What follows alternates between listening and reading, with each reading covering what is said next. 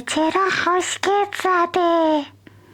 خودت چرا با اون ورداری حرف میزنی؟ من که این برم. یواش حرف بزن. همه میفهمن که ما بیلی آیلش نیستیم. ماسکتو بیار بالا. بعد مردم دوستمون داشته باشن، بهمون لایک بدن. تو چرا تکون نمیخوری؟ نمیتونم تکون بخورم. چرا که تکون بخورم ماسکم میافته. نمیتونم حرف بزنم، چرا که حرف بزنم ماسکم میافته. ماسک فوفولی های رو سرم هم میافته. خیلی سخته. خیلی نمیتونی دماغ منو بخارونی؟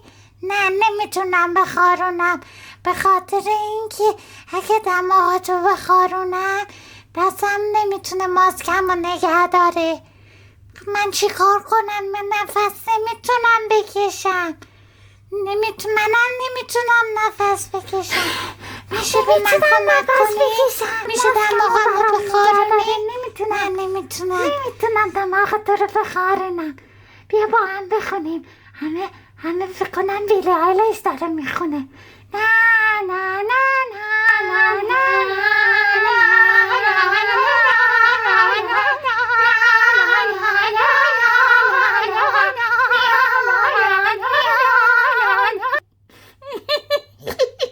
هیچ نمیفهمه که الان بیلی آیلش نخون.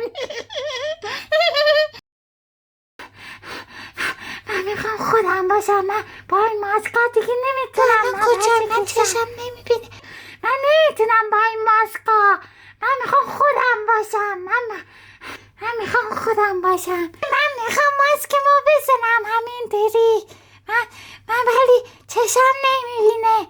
من دماغم میخواره. آخیش چقدر بدون ماسک راحت تریم. بیا خودمون باشیم. خب وقتی خودمون هستیم میتونیم راحت تر نفس بکشیم. آره حتی میتونیم دماغمونم بخارونیم. بیا خودمون باشیم که بتونیم راحت تر زندگی کنیم. سلبریتی ها خیلی زندگیشون سخته نه اونا زندگیشون سخت نیست، به خاطر اینکه اونا نیازی نیست ماسک بزنن. اونا خودشونن، برای راحت زندگی میکنن.